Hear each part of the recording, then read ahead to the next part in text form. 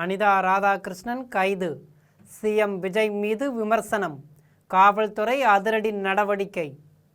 திருச்செந்தூர் தொகுதியின் செல்வாக்கு மிக்க தலைவராகவும் முன்னாள் அமைச்சராகவும் தமிழ்நாட்டு அரசியலில் தனித்த அடையாளம் பெற்று விளங்கிய அனிதா ராதாகிருஷ்ணன் தற்போது தமிழக முதலமைச்சர் விஜய் அவர்களை விமர்சனம் செய்து சிக்கலில் சிக்கியுள்ளார்.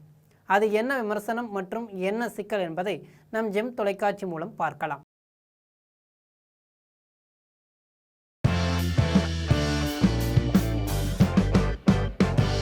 தூத்துக்குடி மாவட்டம் திருச்செந்தூர் அருகே ஆத்தூரில் முத்தமிழ் அறிஞர் முன்னாள் முதல்வர் கருணாநிதியின் 108வது பிறந்தநாள் விழா பொதுக்கூட்டம் கடந்த சனிக்கிழமையன்று நடைபெற்றது. இந்த கூட்டத்தில் தூத்துக்குடி தெற்கு மாவட்ட திமுக செயலாளரான அனிதா ராதாகிருஷ்ணன் கலந்து கொண்டு பேசினாப்ல. அப்போது தமிழக முதல்வர் விஜய் பற்றி ஒருமையிலும் அவதூறாகவும் பேசியிருக்காப்ல.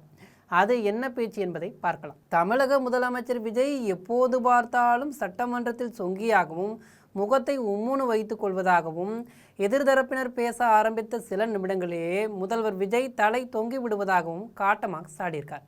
இது பத்தாதுன்னு சட்டமன்றத்தில் முன்னாள் டிரான்ஸ்போர்ட் மினிஸ்டர் சிவசங்கர் பேச்சை கேட்டு தாவேக்க எதிரிகள் கை கால் உதற ஆரம்பிச்சிட்டாங்க என்றெல்லாம் பேசியிருக்காப்ல.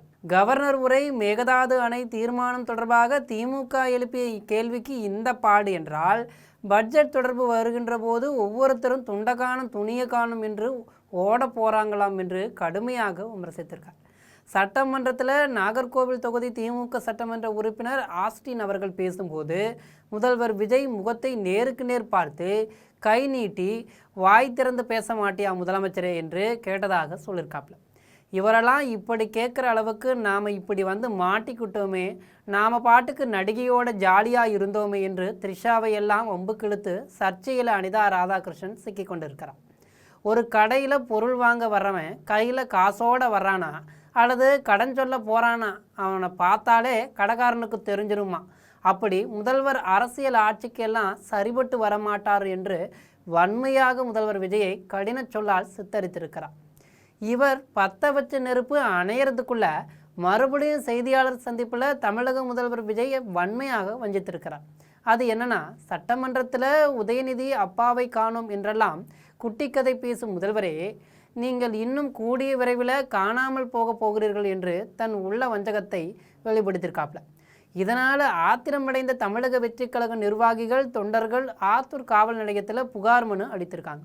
இதனையடுத்து திமுக முன்னாள் அமைச்சர் அனிதா ராதாகிருஷ்ணன் மீது காவல்துறையினர் மரியாதை குறைவாக அவதூறு பரப்பும் வகையில் பேசியது, மோதலை தூண்டும் வகையில் பேசுதல், பொது அமைதிக்கு குந்தகம் விளைவித்தல் என 3 பிரிவுகளின் கீழே காவல்துறையினர் வழக்கு பதிவு செய்திருக்காங்க. இதனால் பாவம் அனிதா ராதாகிருஷ்ணன் தற்போது துண்டக்கானம் தூங்கும்போது மணிய காணும் என்ற பாடல் வரிகளைப் போல அலற போகிறது மட்டுமல்ல, காவல் நிலையத்தில் களி தின்னும் காலம் வரப்போகுது. ஆக காவல்துறையினர் கட் அண்ட் ரைட்டாக நடவடிக்கை எடுக்குமா என்பதை பொறுத்திருந்து பார்க்கலாம். இதுபோன்ற அரசியல் செய்திகளை உடனுக்குடன் தெரிந்து கொள்ள ஜெம் தொலைக்காட்சியுடன் எப்போதும் இணைப்பில் இருங்கள். நன்றி, வணக்கம்.